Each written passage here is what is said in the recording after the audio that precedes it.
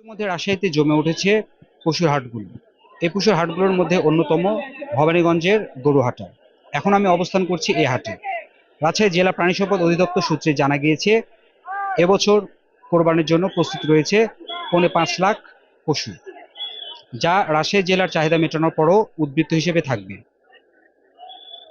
এ হাটে আসা ক্রেতাদের সাথে কথা বলে জানা গিয়েছে গত বছরের তুলনায় এবছর পশুর দাম বেশি।